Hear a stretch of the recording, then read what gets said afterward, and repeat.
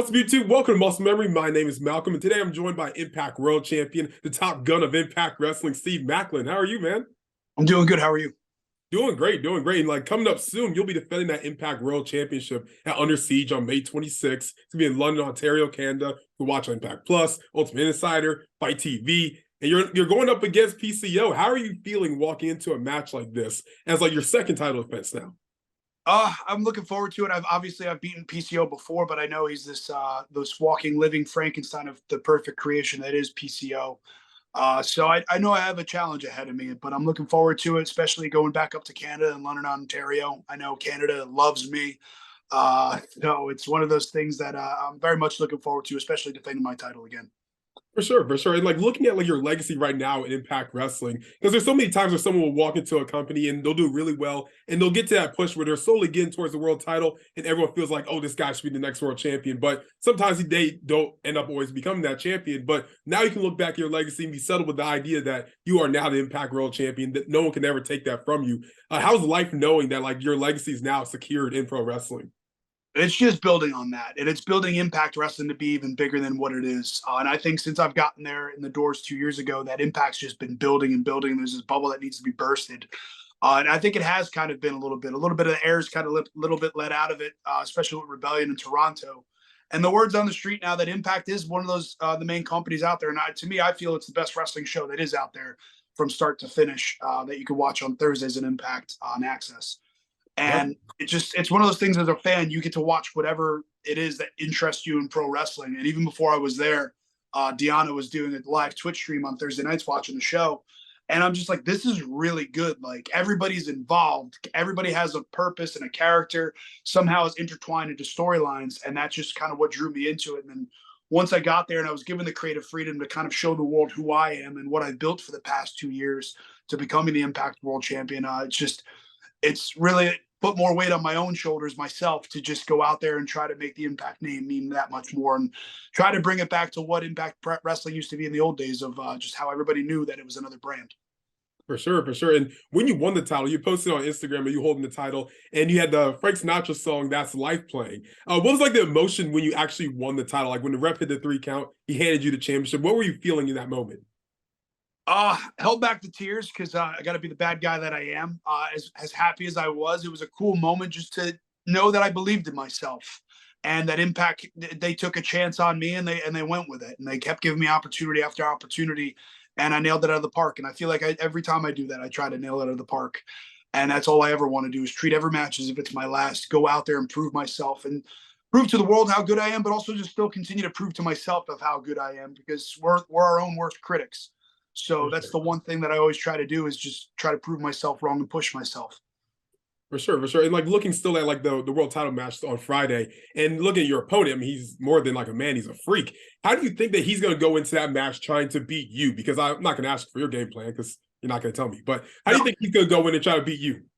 Well, now that it's a no DQ match made by Scott D'Amore to help again, to further help getting the world title off of me, which I know Scott doesn't want to. And as much as he says it's not the case. To me, it feels that way. But for him to have his perfect creation in PCO, who is the walking, living in Frankenstein, I don't, as everything may not be there, I know he is going into a world title match, and he is a former world champion in other companies as well. So that's one of those things where this is the title of titles, and this is what we all fight for and try to get to at the end of the day, so that we are standing there as the man in Impact Wrestling, and that's what it is. It's for the world title, and I don't think that's going to go past him with all the nuts and bolts that are up there.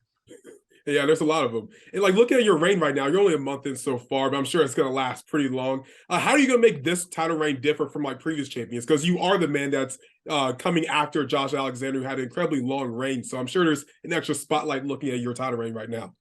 Yeah, knowing that Josh still was the longest reigning Impact World Champion, I try to take it day to day just because that's a feat that it's going to be very hard to beat that. Yeah. There's a long list of people on that list as well of AJ Styles, Kurt Angle, Samoa Joe, Bobby Roode, and it's just Josh Alexander's at the top of that list. And he's at the top of my list from whenever he is healthy and he does come back. That's the challenger that I want because he did vacate the title. He technically didn't lose the title. He had to forfeit it just because of injury, and injuries do happen. And it stinks. Was that the match I was looking forward to in Rebellion? Yes. But at the same time, people forget that it could have been me and Kushida all along. And I try to tell people that as well. Not to take anything away from Kushida. Was Josh the match I did want? Yes. But Kushida was one hell of a competitor, one hell of a challenger. Just wasn't his night. I think you might have just answered it, but is there someone that you're looking to defend that title against to really like make your reign like concrete? Would it be Josh Alexander? Is there any other names as well? That Josh is the name on that list. Obviously, there's plenty of more, especially with the number one contenders match at Under Siege this Friday. Yeah. I have my eyes on that as well. Hopefully, I can get some eyes on that and see all the competitors in that. Just because you have all walks of life in that match as well, with a lot of talent and former world champions as well. For sure. So we'll see where that goes. But Josh is on the top of my list. You got the Walking Weapon versus the Merc of Mayhem. I think that's the number one match everybody's wanted to see for a while now, and I think that somewhere down the road we're going to get that. Definitely. And like looking at some of the other like free agents that are now coming into Impact Wrestling, like Nick Aldis and Trinity, and being someone yourself that's come from a different company now really made yourself known in Impact Wrestling as the top guy. How does someone like Nick Aldis come back into the fold and really, what does he provide for the company during this time around? And someone like Trinity, who's now coming and making Impact Wrestling her home rather than just being like an ex-superstar at a different company. Nick, obviously, with being with Impact back in the day and then leaving to go somewhere else and build on his brand and build his name and earn to be a world champion elsewhere, he'd done that. Now he's coming back and he's going to prove to the world again that he is a world champion. And we've had our altercation already, and he wanted to make it notice, and that's fine. I told him he has to earn it, and he knows he has to. He's not stupid. He is the walking national treasure, and hopefully we do meet down the road. I think that's a match people would want to see as well. Something I would like to work as that'd be a fun match to work with and a good story to tell. And then for Trinity, that's just it's its own story, and it's very cool to see like her kind of coming in and feeling the way she did from elsewhere and not feeling used. And it's very similar kind of how I felt. And like you have a chip on your shoulder and you want to go out and prove to the world who you are. And it's really cool to see. And she's a megastar in her own right. And she's all glow to her gimmick. So it's very cool to see that. And hopefully her and my wife get into a battle down the road. That definitely would be a great match. And is there a free agent that you'd like to see come into Impact Wrestling that maybe isn't there right now? I don't really keep up on the free agents because everybody's just kind of everywhere now. Everybody's getting picked up and scooped up everywhere. So it's just I worry about myself, and right now my focus is on PCO at Under Siege on May 26th, which happens to be my birthday as well. So very much looking forward to this match. Yeah, it's gonna be a fun weekend. What's the celebration gonna look like after the match? I'm sorry to cut you off. What's the celebration gonna look like after the match? I don't know. We'll see how if I'm able to walk afterwards after defending my title. So we'll see. It is against the perfect creation that is the Frankenstein of Canada. So we'll see. Totally. And I want to play like a little trivia game with you about the Impact Wrestling World Championship, since you are the current top guy in the company. It's 5 questions. Just want to see how much you know about that world title, and obviously talk about your reign as well. So the first question is, who had the most reigns as Impact World Champion? Is it? I'll give you some options, of course. Thank you. Multiple choice slot there. That would be kind of hard without some options. A, Sting, B, Kurt Angle, C, AJ Styles, or D, Bobby Lashley. I'm gonna go with C, AJ Styles. Close. It was B, Kurt Angle at 6. Okay. So close. I think AJ had about 3 or 4, and Bobby Lashley had about 4 as well. The next question: who was the oldest Impact Wrestling World Champion? Was it A, Christian, B, Kurt Angle, C, Mick Foley, or D, Sting? It's either Foley or Sting. I'm gonna go with Mick. Again, so close. Sting. It was Sting. Foley was up there, but Sting was 52 the last time he won a world title. Okay. Moving on. Third question. Who's held the title for the shortest amount or the shortest reign ever as Impact Wrestling World Champion? Was it A, Josh Alexander? A. Yeah. I already know. Yeah, it's A. Yeah, Josh Alexander, 3 minutes. It wasn't that long, but he made up for it eventually. Yeah, moving on to the next one. How many times has the Impact Wrestling World Champion been vacated? Has it been A, 8 times, B, 7 times, C, 6 times, or D, 5 times? Go with 7. It's a lucky number, I guess. 6 probably. I'm gonna let you act like you just said 6 first, because that's right. Cool. We'll go. Yeah, with 6. you just came off a title that's just vacated too, so I was like, yeah, 6. And we'll go with 6. Again. Won't be vacated again as U.S. champion as well. And the final question, this can be open ended.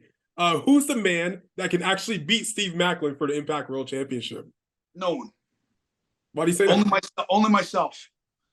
I love that. We'll go with that. We'll go with I can only beat myself, depending on how if it's not my night, then I blame myself. Amazing. We don't lose in pro wrestling. We learn. That's a great quote. You should put that on a t-shirt, sell it for money. You definitely should. I guess my final question as we wrap this up, Steve, is why should fans watch Under Siege this Friday? It's the best pro wrestling that is out there, and that's Impact Wrestling. And it's a locker room that is stacked with talent that is just hungry and on the cusp of just getting people to just wanting to watch and believe in what this brand is. And I think we're on the verge of that. And you get me versus PCO for the Impact World title in a no DQ match, and anything goes. Everybody likes to say that he's the walking, living embodiment of Frankenstein, and he's very questionable what he's going to do. But that's also been my case too. I'm very adaptable to every situation. And like it's been for the past 2 years, it's going to be tag 'em, bag 'em, and mayhem for all. That is such an intimidating line. Steve Maclin, thank you so much for coming on today. I really appreciate it. Where can I find you on social media if not already following you? Follow me at Steve Maclin on Twitter and Instagram. Shop Impact Deals, Steve Maclin Store, as well as Pro Wrestling Tees, Steve Maclin Store. I'm not verified on Twitter, so it is me though. It's the official the Twitter of me. But yeah, and then we have our Wrestling Buddy series that just got sent out the other day too on Impact Deals. So check it out. It's myself, Trinity, and Frankie Kazarian for your new Wrestle Buddies, and then all merchandise is on there as well for Impact Wrestling. And there you have it, the world champion of Impact Wrestling, Steve Maclin, the man that can never be forgotten. And we'll see you Under Siege when you'll definitely retain that world championship. Appreciate it. Thank you, Malcolm. Thank you so much, and we're out.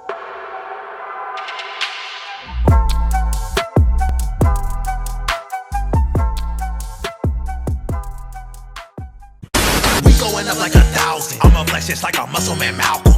We going up like 1,000. I'ma flex just like a muscle man Malcolm. When it just like 1, 2, 3. If you like the channel, this will squeeze. If you like the channel, this will squeeze. If you like the channel, this will squeeze.